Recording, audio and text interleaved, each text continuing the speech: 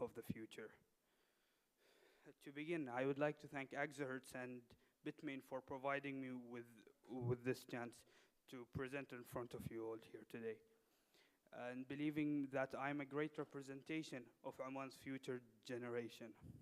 I would like to start from the very beginning. Since I was a little kid, I really liked to learn as much as possible about technology and machines and how they worked and how they operated.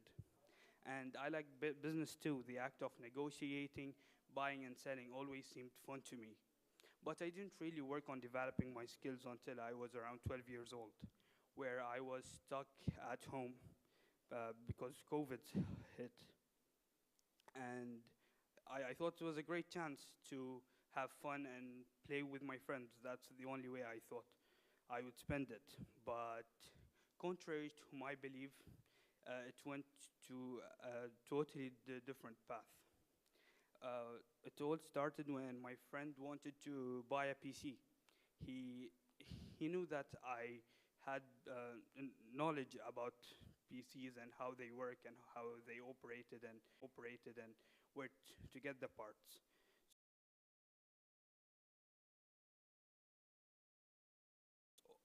All I thought at I thought of helping him. I'm really sorry. Okay. Instead of just helping him to buy his own computer, I on his social media, and my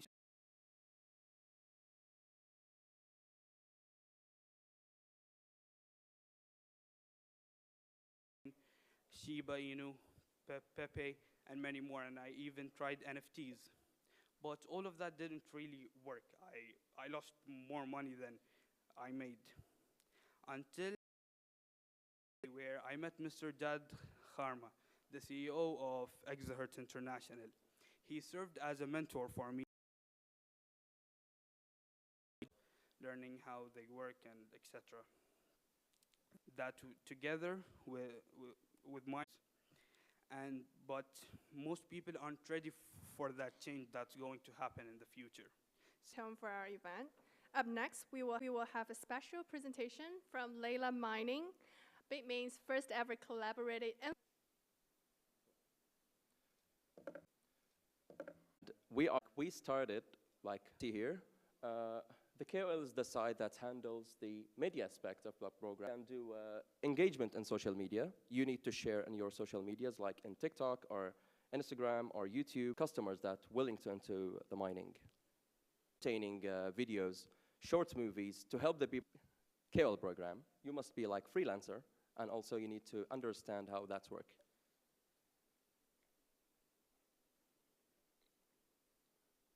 Okay, here comes the benefits of the program.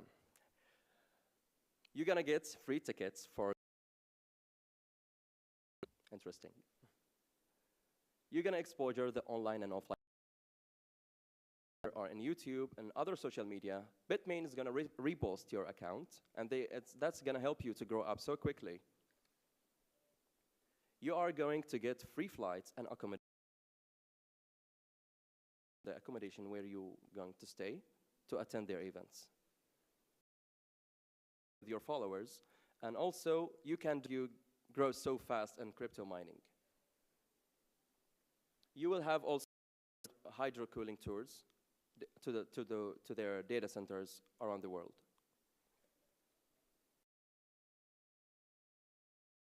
So far with Bitmain and what we get from them. Do for them like videos on our TikTok to explain to them how to buy the mine, how to get into the mining. We received more than 5 VIP. We made a 2 exclusive promo hydro. Worked with Bitmain about. Thanks to Margie for helping us to get these promo codes. You can just use our special. You can just use our special link to get into the. You can get instant 30% discount. This is our social media channels. There's very much engagement. Which are like those old, this are kind of mixed. There are some people that think that Bitcoin should not be used in this way. And if there's not demand to do transactions on top of Bitcoin, then we won't have changing this whole dynamic in Bitcoin, and there are people that see this as a pathway to secure Bitcoin as we keep that 21 million limit and the halvings continue to happen. Now, Bitcoin transaction fees have not gone up substantially. You know, Bitcoin, at least on chain, that's just has not been the plan for Bitcoin. At the Bitcoin Cash fork in 2017,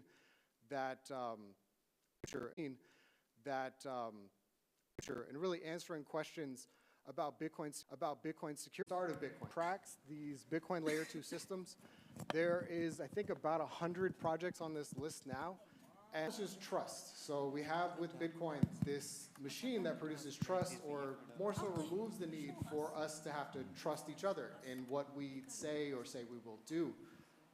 This system that was developed by Satoshi removes all that and gives us something that can ground the commerce of our world. And Bitcoin is really unique in this. And with CKB, the idea has been to not change anything about this and to really replicate, oh, I lost a slide there, to really add flexibility to Bitcoin. Where did we go? Okay, we're back. To add flexibility to Bitcoin without losing these properties. And the reasons why, the things that make this possible are, one, proof of work. So proof of work is objective and easily verifiable and gives Bitcoin this quality of removing trust, because any of us could take out our smartphone right now and verify 15 years of all of the energy that's been put into Bitcoin. You know, people often compare the Bitcoin energy usage to, say, the size of a country. But the amazing thing about it is that all of this is easily verifiable by any of us. And this is how we can create trust in this system in a way that we really can't establish with any other way. We can know that all of this was expended to create Bitcoin. And the second is UTXOs. So I'm not going to explain what this acronym means. I'm just going with a NFT-like approach. People don't really ask what NFT stands for, so we're just going to go with UTXOs. So UTXOs are the foundation of the Bitcoin ledger. And the most important thing about a UTXO is your coins equal, or your keys equal your coins. And this is quite different from, say, Ethereum or other smart contract platforms like it, where often your keys are just permissioning access to a smart contract, which then gives you access to your coins. And if there's ever a problem with that smart contract, you could lose your assets. But Bitcoin is very unique in this respect. Those people can just use their respective wallets that they're used to using. They don't need to download a new wallet or interact with a new protocol. They can just use what they're used to using and just sign transactions. Additionally, there's work ongoing to connect all of this with Bitcoin's link once. It's important because I follow heavily what's going on in, say, Ethereum or other smart contract ecosystems, and many times the different researchers and developers have brought their own ideas to what we do with these systems instead of just following what works for Bitcoin. And often that's led to all sorts of new trust assumptions or problems, or just chasing down these points of centralization that you're really the things that are there on Bitcoin and we know that work to do even more. So Bitcoin is all together today. And I had a call with them, and I'm not the creator of Handshake. I'm just a community member. We call them directors. And we put together a Twitter Spaces to announce Bitmain's new miner for Handshake HNS token, a proof of work layer 1 fork of Bitcoin, which is domain names on the proof of work blockchain for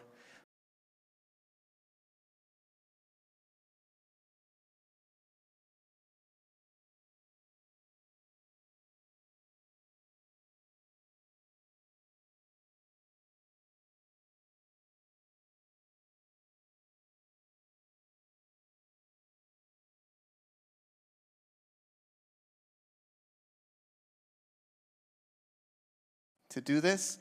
And we also had a conference called HandyCon. And HandyCon is a Handshake conference. We've done it for 4 years. We just finished the 4th annual. It's an online-only conference, totally free, sponsor-driven. And the first year, we had Margie there, and it was a lot of fun, and we had giveaways. You can see here, Antmain coupon, $2,000, HS3 miner to Brian Buckley, another coupon, another miner. Layla won. Yeah, Layla Mining won last year. I remember she was very active in the online event, and it was a really great time. And we do auctions. So it's a domain name blockchain. So we auction off live auctions. I'm one of the auctioneers. I've never auctioneered before in my life. It's just organically happening. And others speaking today too. Crypto has changed my life. Bitcoin, Bitmain, of course, Handshake. I love decentralization. I never knew what it really was before crypto. Even early on in Bitcoin, I didn't understand it in 2011, 2012. I didn't understand it until still Handshake, because it's a much smaller blockchain than Bitcoin, and you can actually have influence. We know each other. It's a very, very small community. We welcome anyone here to contribute, to be part of it. There's no permission to be part of it. But I started doing online auctions. I've done 24 auctions called Flamingo Handshake. And I wear these glasses. Margie wears them too sometimes. We got memes of her coming up, so stay tuned for the meme. But we do these fun things, right? And then we had one in Thailand. In Thailand, we had just this January, so like 2.5 months ago,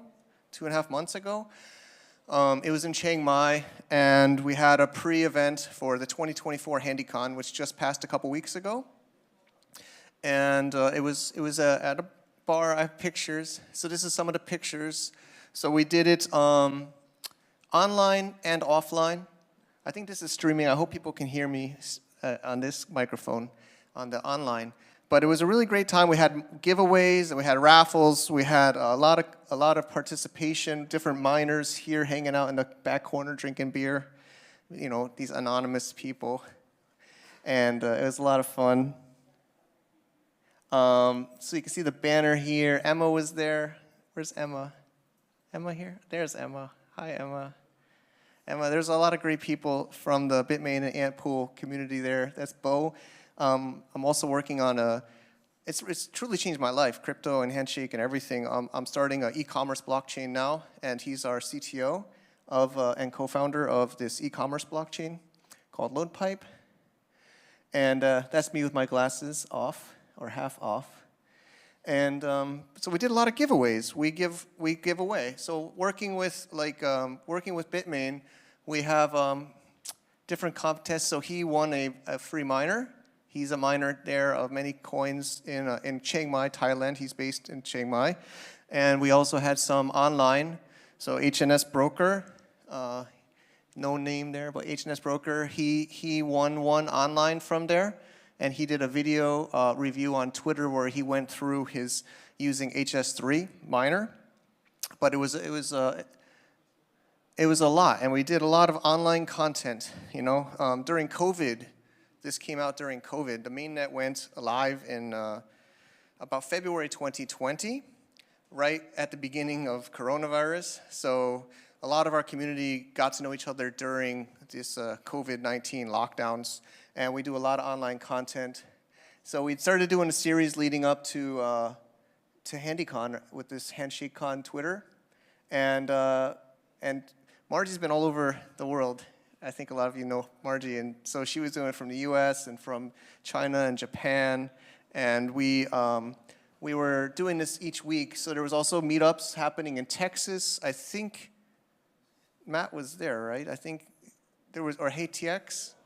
With Noel. So Noel from HeyTX does some great events in Texas, in Austin. So if anybody's in Austin and wants to meet Noel, he's another community member. And then we did these. So here's the meme. She's shy, but this is somebody in the community made. We had meme contests. Is that okay? But we did a lot of video series leading up to the event. And then Miggs is here. Miggs, you want to raise your hand? Or Alex, he came from Southern California today. And then we had Paul Singh. Actually, this is Paul's family Indian restaurant in Los Angeles. So there was some small meetups of different people really building relationships, building business and community, and that's really what it's about. So we had an amazing HandyCon just 2 weeks ago. It's a 3-day online conference. We've recorded all of it. It's online as well.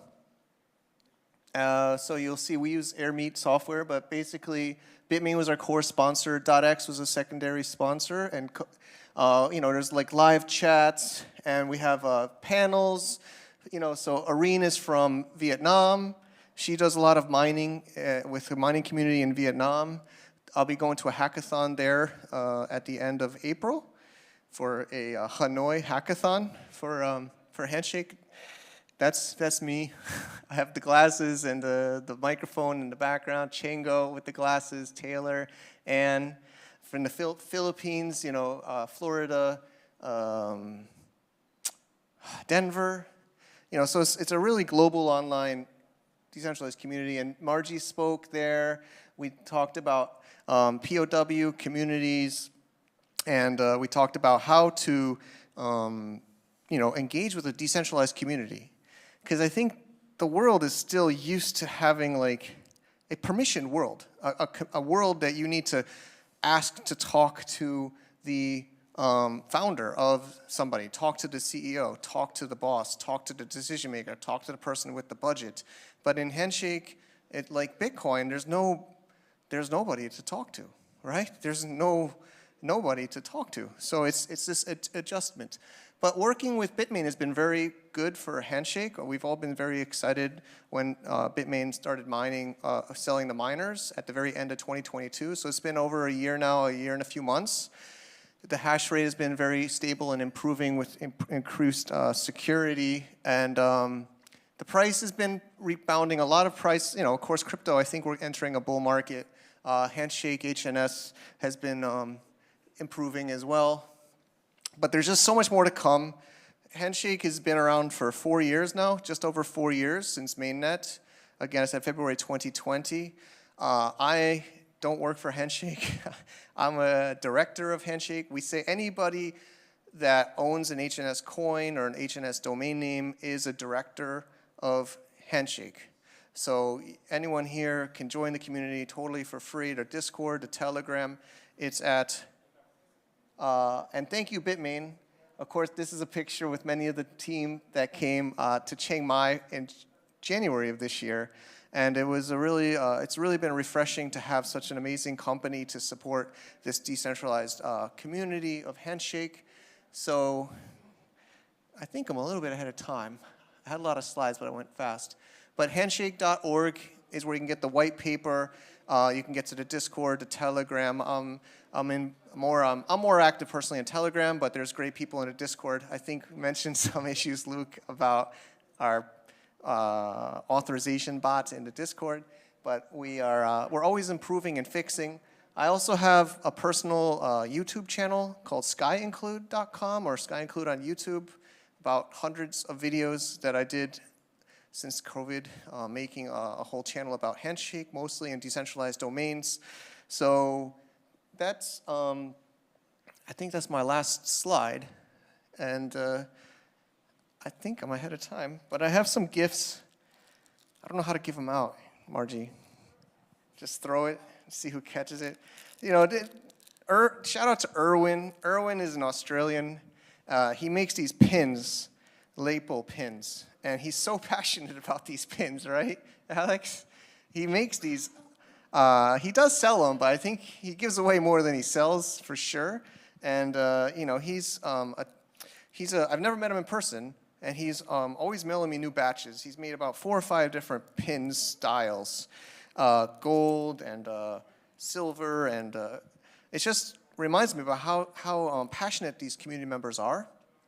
So if anybody, maybe just raise your hand and I'll try to throw it to you without hitting anybody. Matt, want one? Who wants a pin over there? I'll walk over. That's why I got the wireless mic. You? Here you go. Last one. Oh, I'm walking over the whole place. Thank you. There you go. Thank you.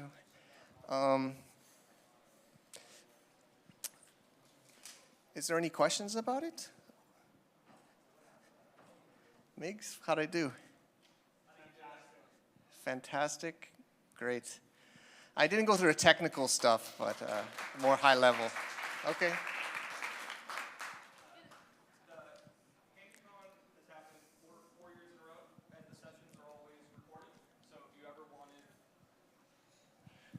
HandyCon's a virtual conference dedicated to Handshake. It's entirely virtual. The reason for that is that it was born in 2020, and in person wasn't really an option, which I think has been a blessing in disguise. So you can actually go back to the website we'll have available on Twitter, or you can contact me, and you can see every single recording. You can see Margie's famous speech, but also other people talking about how they're building on Handshake on a truly global scale. And I think the next iteration will hopefully be a lot more mining adoption and getting miners into more hands. So that's all I wanted to cover. Thanks. Oh, thank you. So we're all about supporting the PoW ecosystem, and if you have any fun events or development that you want to share with us or want our help, you can just let us know, and we will try to make it happen. So next we have Jagdeep Sidhu, CEO of Sys Labs, president of Syscoin Foundation, to give his speech, Rolex, Bitcoin's Layer Zero. Let's welcome Jagdeep to the stage.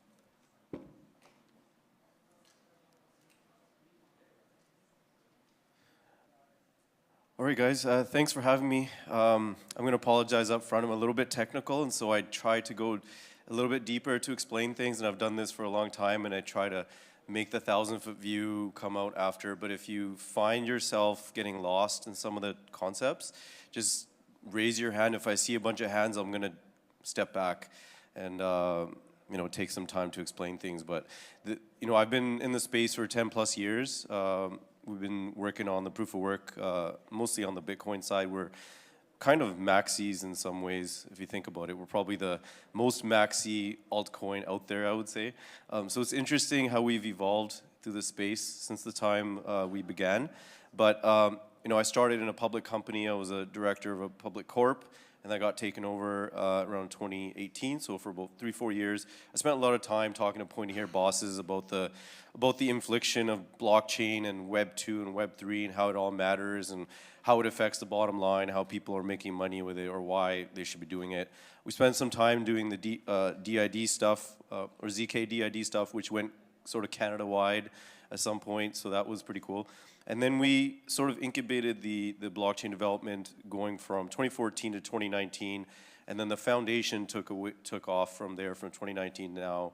We've been developing sort of in a decentralized way. It's good to see some of the other layer ones, and I need to take notes on how you guys are doing that director thing in Handshake, because it's an interesting concept, because it's hard to organize teams globally, but at the same time you do want to represent that ethos of decentralization in your community as well.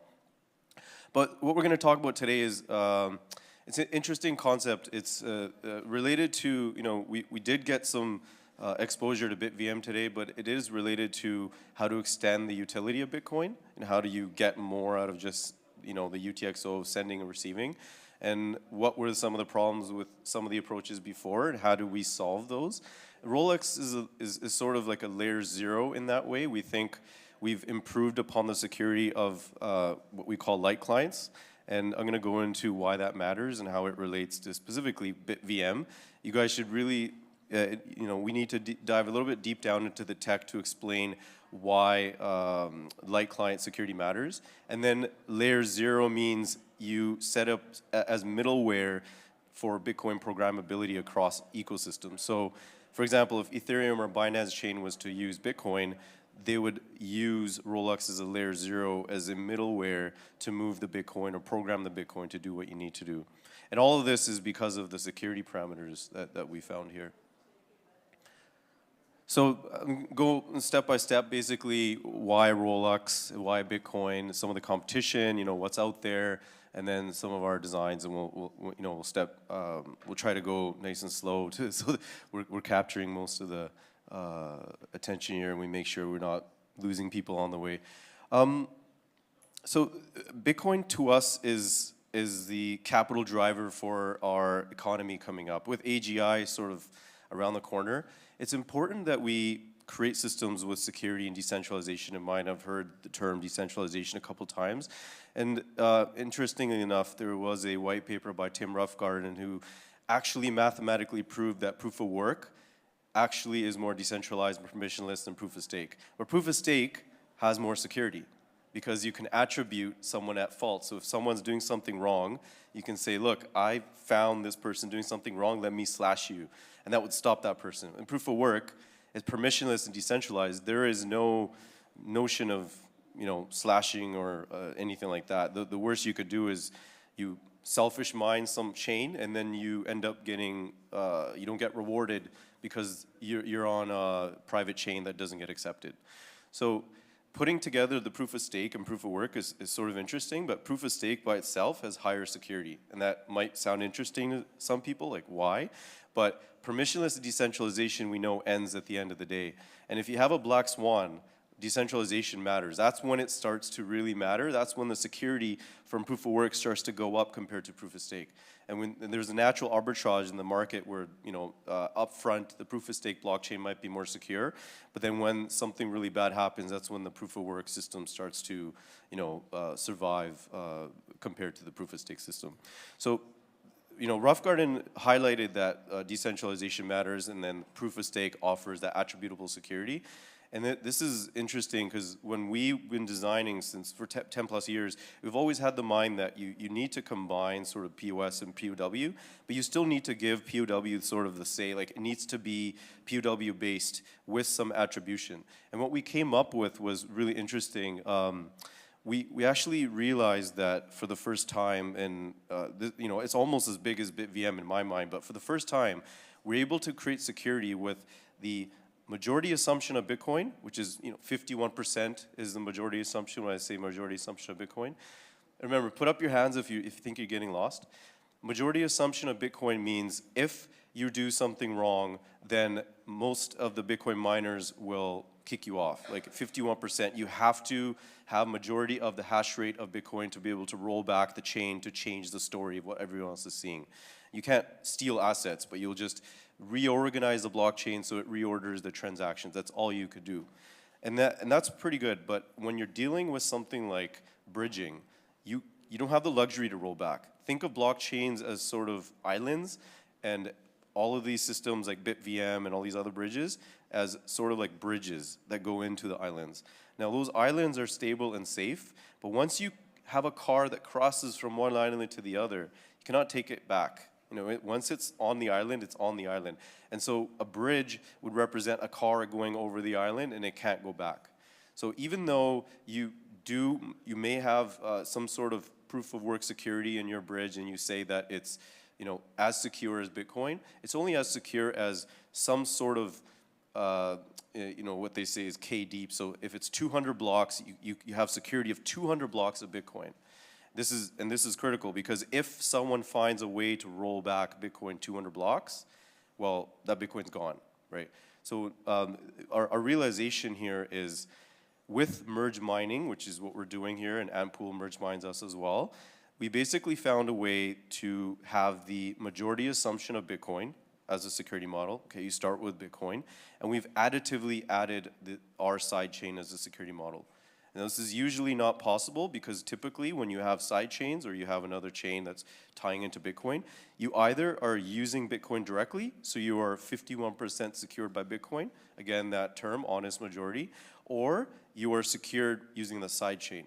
You have side chain security, the honest majority of the side chain. Typically, when you try to do both, you end up at one or the other. What we're noticing in our design is that it's an additive because we have merge mining. When you look at the research literature and around merge mining itself, this goes back to 2012 when Luke Dash Jr. took the cold coin and he actually selfish mined it to try to kill it. He just tried to censor everybody's transactions until everyone gave up.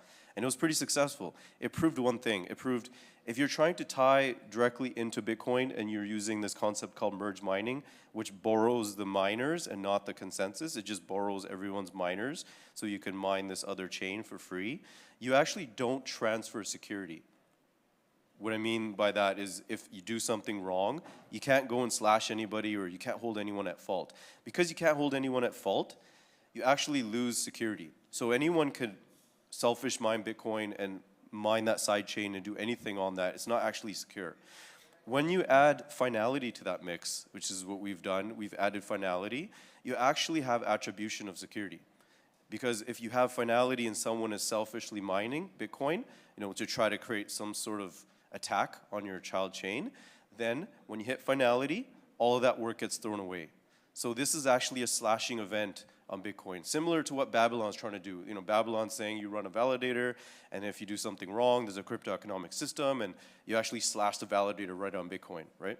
This is similar to that concept, but it's actually the honest majority of Bitcoin plus the honest majority of the sidechain security. So this is an interesting revelation that we're playing with, and the fact that you can get these on another chain, you could then do more. You could do data availability, or you can have roll-ups and all these other things. And the tokenomics of that side chain could be geared towards utility instead of decentralization and deflate towards zero. You actually open it up and you say, let's look at EIP 1559 or what Ethereum did, and start to make the tokenomics more geared towards that because the gas needs to be abundant. If gas runs out, then what happens? No one can use the system. So if you have abundant gas, it's not Bitcoin itself, but you tying the security in Bitcoin, the tokenomics of that system have a modular design with data availability and all this other stuff. Then you start to see that it potentially could do more than just, it's actually a programmable layer for Bitcoin, and it's bringing more security into Bitcoin itself.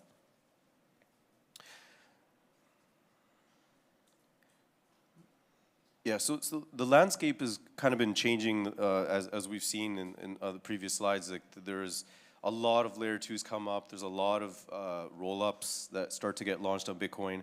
Actually, Citria was just announced a little while ago, and Citria is using BitVM, and they claim to have a ZK roll-up right on Bitcoin, meaning the state is proven, and then you do some smart contracts, and everything's off-chain, but they use blockchain as sort of this court system.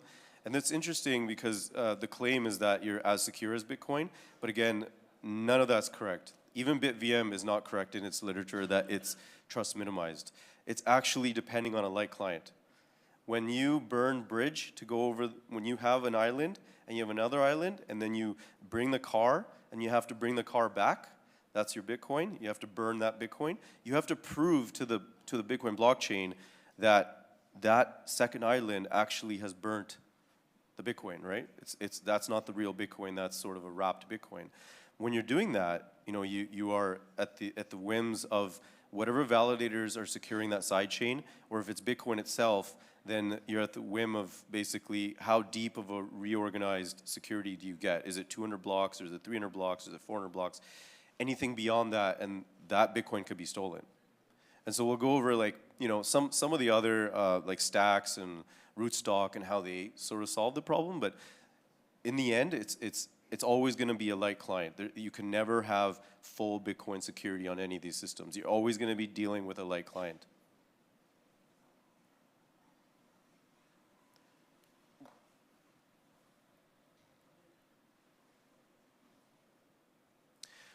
So some of the other things you probably want when you're dealing with like a sidechain, when you're dealing with programmability for Bitcoin, In our mind, the great thing about Ethereum was the EVM.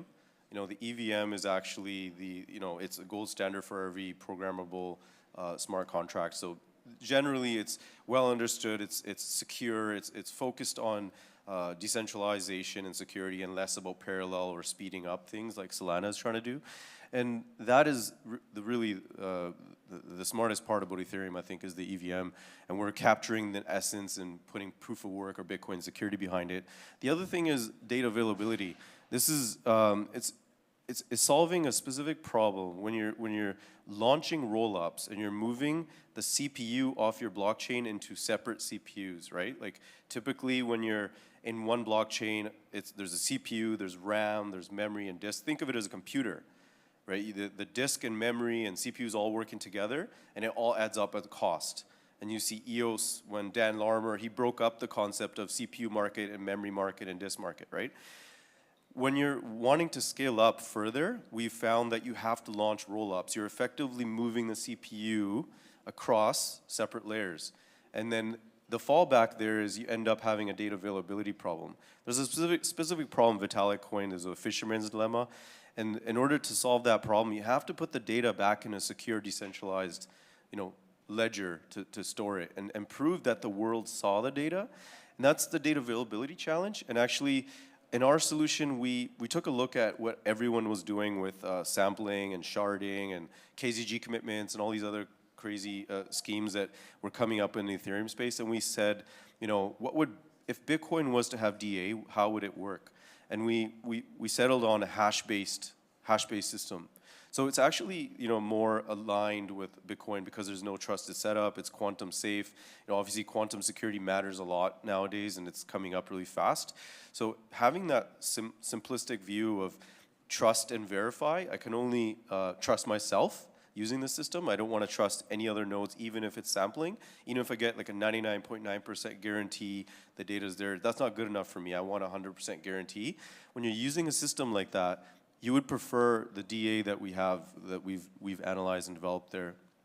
And then obviously the fractal scaling aspect is like you could basically build roll-ups on top of these systems and use the data availability that we built to scale this thing up to thousands and thousands or more transactions a second.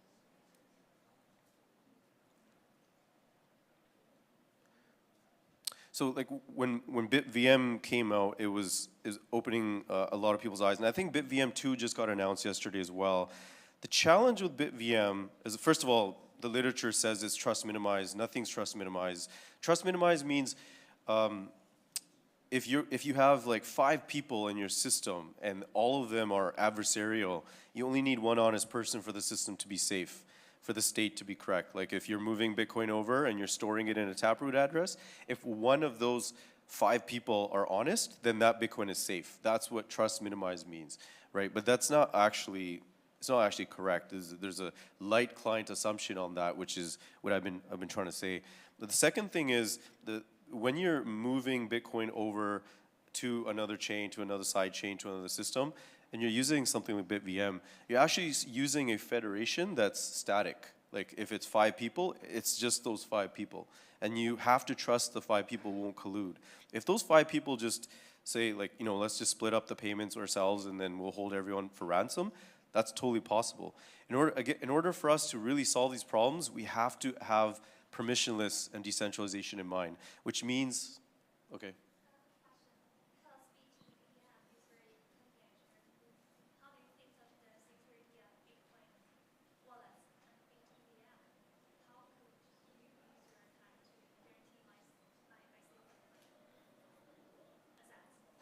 So that's where I'm getting to. Like if you have like 5 wallets and only 5 wallets are storing your BitVM address, then those 5 wallets can collude to steal.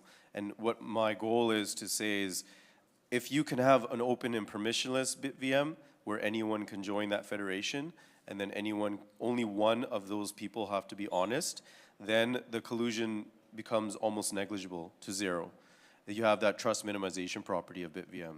So to solve that problem, what you have to do is you have to have a decentralization list to register for the federation. And that's what we're doing on Rolex, is sort of like an eigen Bitcoin layer. But the eigen Bitcoin layer is just to register the federated list for something like BitVM. So this means people can join, you put your Bitcoin as collateral, you can join that system, you earn ROI on top, and you actually are participating in decentralization instead of just a static list. It's really important that we get that one right.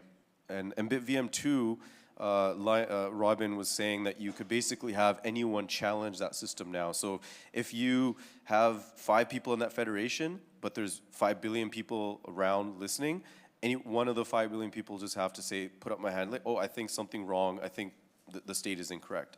So this is better than what was before for BitVM 1, but still not good enough. And so we're working on solving those challenges. So how does it look like with compared to all these other guys that we're talking about? First of all, Rootstock is one of the early ones. So Sergio DeLarmer, he's a Bitcoin Core developer. The main difference there is they try to tie into Bitcoin, and again, you're still tied with the honest majority assumption of Bitcoin, right? At some point, if Bitcoin rolls back far enough, then rootstock could be captured. But the other thing is you don't have DA or you don't have modularity built in. So if you're going to build rollups on, rootstock, first of all, the EVM is not standard EVM. They added some new opcodes, which makes it harder. But second, like, you don't have DA. If you don't have DA, you can't scale up. Right, so this is a major challenge. Stacks is another interesting one. They have a custom VM, and their custom VM runs smart contracts, which is great. But again, they're not using data availability in any way, so they're not modular in nature. And the last thing with Stacks is 70% of Stacks is assumed to be honest. So if 70% of Stacks gets together and says, let's do something bad, and then they could effectively take all the Bitcoin at that point. And then BitVM is actually the stack we want to use. Lightning Networks has a few issues. There's flood and loot, and so it renders, you have to have trust in Lightning Networks to have watchtowers. The flood and loot attack is unsolvable. And then you can't actually have smart contracts because there's no shared state. If there's no consensus, you can't do shared state. Anytime you want to be able to have like a Uniswap, a DEX, where anyone can join, anyone can leave, then you need some sort of blockchain or permissionless consensus in that system. And everything else is basically saying you either are trusting Bitcoin or you're trusting your sidechain. And what we're saying is you can have both. You can have trusting Bitcoin and sidechain together, and that's our claim to fame here. So it's the right time, and we spent 10 years doing this. We spent 10 years developing, researching what the right path should be. We strongly feel Bitcoin is this, in the AGI picture, it's global governance. It's representing your stake and what the human race should contribute to when no one has to work anymore and there's no jobs and we could just say, build me this or give me this food or whatever. Bitcoin is the answer for that. But the thing is, the Ethereum ecosystem definitely has the utility, and there's more users right now, and I feel it's more important to push in the direction of Bitcoin as a financial collateralization for systems that will provide adequate security to do more, just like what Ethereum is trying to do, to bring the users back to BTC is the goal. Thank you.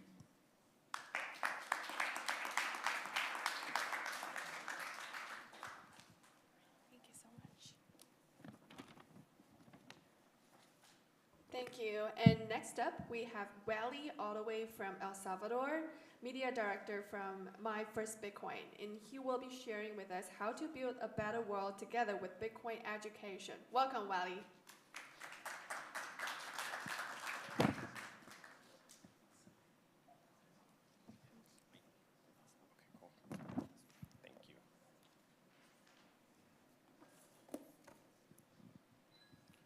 Well, cool. First of all, my name is Wally. I'm from El Salvador, and thank Bitmain for allowing me to come talk about what's going on in El Salvador.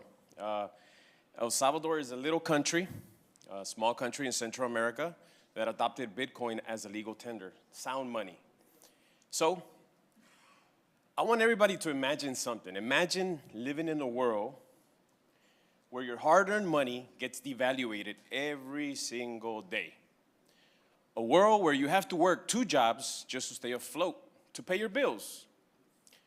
A world where people don't want to have kids no more. They say it's too expensive. Well, that's actually reality. That's actually the world we're living in now. Majority of the people cannot afford things. So how do we fix this? We know that education is key to everything.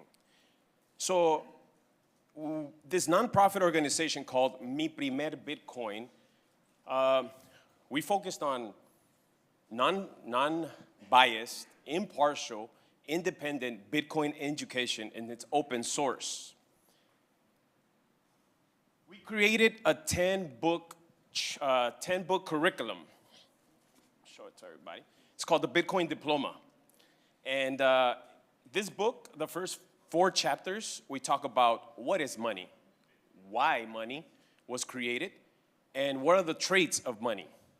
And then we move into Bitcoin. What is Bitcoin, how Bitcoin works, and why Bitcoin works. So this book is actually being taught in every single public school in El Salvador. We started in 2021 knocking at schools, asking if we can help, we can teach about Bitcoin. Some schools opened the doors, and right now, as far as Mi Primer Bitcoin, we graduated over 25,000 students in El Salvador that now understand what is money. I'm excited about this. I'm gonna tell you why. Because I grew up in Los Angeles. I lived in China 8 years. Now I'm living in El Salvador. There's no country in the world that teaches people about money. And money is so important in our life. Money is a tool that helps us have a good life. But if we don't know how to use it, we're not gonna have a good life. We're gonna be working all our lives. So I'm excited for El Salvador's future because of this. So we have 25,000 students that graduated, more than 25,000. Now, the government of El Salvador, the Ministry of Education, opened doors, and we are training the public school teachers to teach this book in the public schools. So we taught 150 public school teachers so far, and this year our goal is to teach 700 total public school teachers that are going to be able to teach what is money to the students in El Salvador. Are we stopping there? No. So this book, it's open source. It's free. Anybody can download it. It's on the GitHub. It's there for anybody to use it. But because it's open source, the community was able to translate the curriculum into different languages. We have 21 languages now. The book is being translated into 21 languages and going. Anybody that wants to join and help out, more than welcome. It's open source. So what are the benefits of a student learning about Bitcoin? Well, first, you learn how to manage your money. Second, you open doors to internationally. You're gonna have access, for example, somebody in El Salvador can have a job anywhere in the world and get paid in Bitcoin. So now you have more job opportunities. So these are things that students are benefiting from. Creating it into different languages helps us not only stay in El Salvador, but actually reach the world. We're trying to educate the whole world on what is money, what is Bitcoin, and how we're doing that as well. Well, right now we have a project called Light Nodes.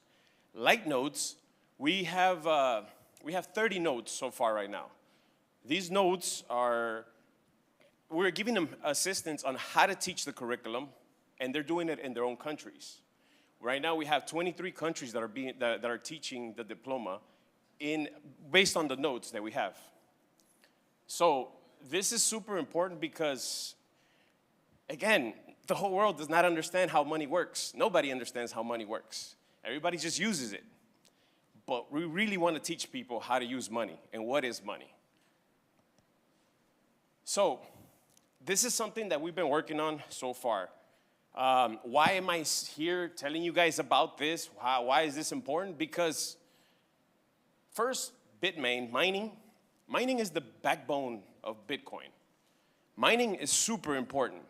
If we educate people about how Bitcoin works, well-informed people will understand that mining is not just about making money. It's about keeping a network secure, decentralizing the network.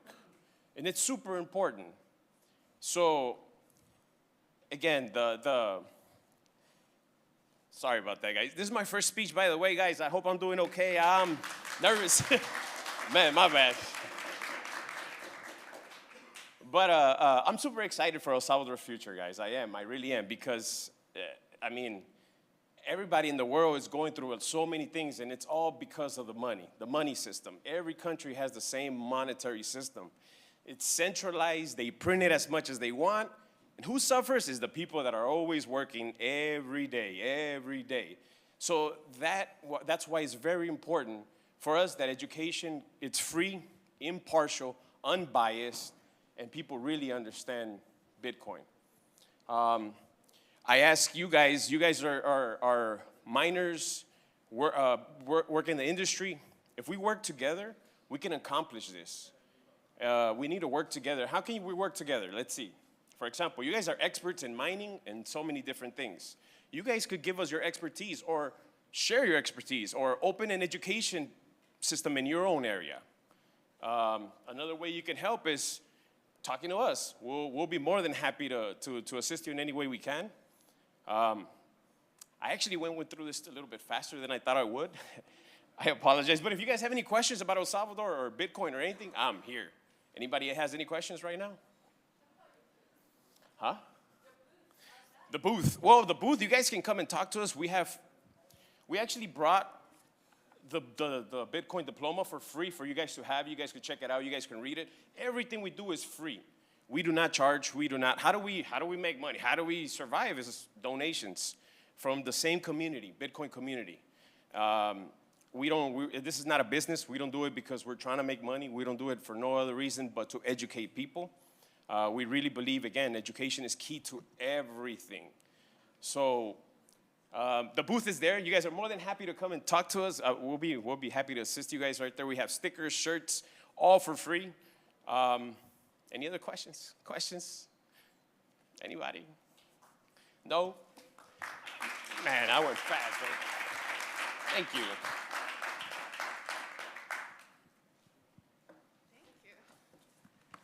Thank you, Wally. Congrats on your first speech ever. And yeah, check out the booth outside, and I cannot wait to read the Chinese version. I really need to know how to manage my money. They're just gone for no reason. Last session, last but not least, we have a special guest, Song Ting, and she is a renowned NFT artist.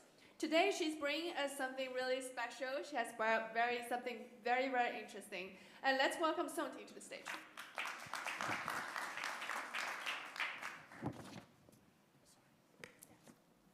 Mi amigo vale muy bien. Hi all, I'm a surprise and mohapa, all my friends. I'm learning language. Soy estudiante de español.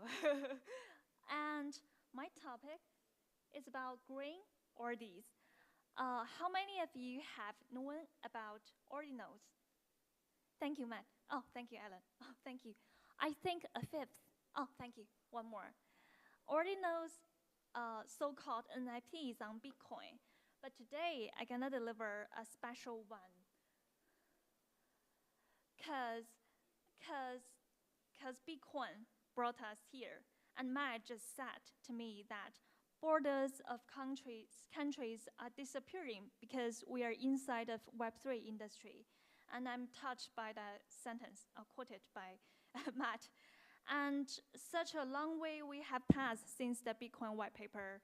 So nowadays, if mining agencies, companies want to be legal, which means you have to face it directly that using green electricity. That's another very huge problem. When I was 22 years old, I delivered a speech in United Nations COP23 about how I could use our tax power to enable more and more people make the earth a better one instead of a worse one. And we may have the energy to turn Bitcoins into a climate-friendly asset. How? First one, we need to find a way to do it smartly. Help all the mining companies earn more money instead of losing money because of using green energy. That's why I co-founded and co-sponsored the Green Ordi series. So I minted every month from specific years, mining data and Bitcoin price data and green energy using data as the background. Inside the NFTs, there are so many memes we love, some popular and interesting campaigns like pizza, some memes inside of it. And every season, it means Green Ordi community will mint 24 pieces of them. I'm hoping your wife may be interested in joining this co-creation because being interested, could connect us all. And for all of the collection, I wish every community member could find fun instead of Bitcoin. That's another kind of science popularity too, like Valas. And Sustainable Blockchain Network and Team Museum co-founded it. It's another co-founder. He occasionally delivers speeches in United Nations Climate Change Conference too, as me, Schwarzman, scholar. Some of you may met him in Hong Kong, WDMS. For the user interface, I have to introduce more because during that interface, your mining agency or organizations or companies, managers, log in and you could deliver your AMPOOL, Binance Pools product. And there will be a very strict visualization for you to see how much green energy you have already used and what is exactly the ratio. Meanwhile, you will have token airdrop to your account because you are using green energy. By owning this piece, the Green Ordi History of Bitcoin piece, you have a specific right of buying IREX, which means Green Electricity Global Certificate, all at 10% off forever. And their token and NFT dropped to your account. If you upload your Hydra, other kind of electricity you use certificate, our community will prove that indeed you are using sustainable energy, which is better for our Earth, and you will have that kind of NFT. And my own role as an artist is Chinese, me, blah, blah, blah. I prepare some special gifts for the NFT owners. I hold the record of artificial intelligence artworks, meanwhile NFT artworks in China Mainland, #1. And I use artificial intelligence to make the ring of myself. And I use artificial intelligence to make necklace. Those belong to the physical words gifts prepared for the collectors of this series. And for Valis session, and it's AI made, and NVIDIA's founders, Jensen Huang's Dr. Madison Huang, gonna wear it as my first necklace owner. Meanwhile, for Valley, for joining my first Bitcoins courses and joining to be a part of the community doing Bitcoin science popularity, I think I really did a lot of good jobs in AI art making and NFT minting. So Model is my dog's name. My dog's name is Model. She's a real dog. I use my dog to teach other children all over the world in different kind of languages, especially Espanol, how to use generative AI such as ChatGPT, blah, blah, blah, how to mint their own NFT, what is ordinals is art on Bitcoin, minted by SAS into every blocks. So those books will be donated to you for the children. because I knew you would be there. And I think all of us are here because of Bitcoin. And some memorable events should be memorized, such as Bitcoin first time hit the price of 1,000 USD. I wish could go back. But now we're here and we could make Bitcoin a powerful thing to make the world a better place. And we deserve a better storytelling methods to outside worlds, because some of them, like they're holding different attitudes. So, blah, blah, blah, blah. Because you're starving, I know. Tomorrow there will be a lucky draw. And I talked to Margie for long-term friendship between me and Bitmain friends. All the green orders will forever be 20% off for WDMS participants only. Meanwhile, tomorrow will be a lucky draw. And by owning this NFT, by using green electricity, you are making money, but in a way, in the role of making the world a better place role. And that's how we will treat ourselves journey to the outside world, because Bitcoin has already passed ETF. There will be more and more people, there are newcomers to this industry. And we should show them our attitudes. Bitcoin deserves a better place, deserves a more beautiful role in so many people's eyes, and we'll make it. We'll make good things for the earth, and we'll use Bitcoin's power, POW's power, to make the world a better place. Thank you.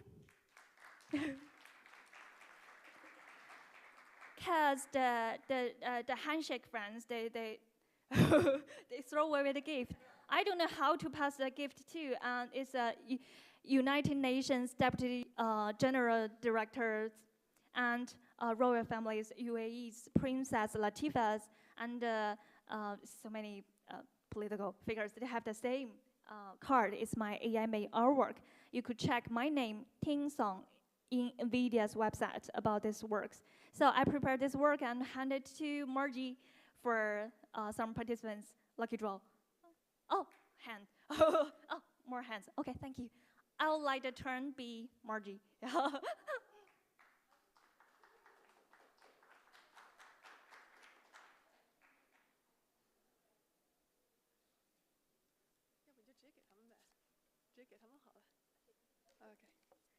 Great, thank you. And that's the end of our session. Thank you all speakers and attendees for making today's event a success. And let's continue the conversation and collaborations beyond this event. Again, thank you for joining us. And we'll see you tonight at the welcome reception and see you all tomorrow at WDMS 2024. Thank you so much, guys.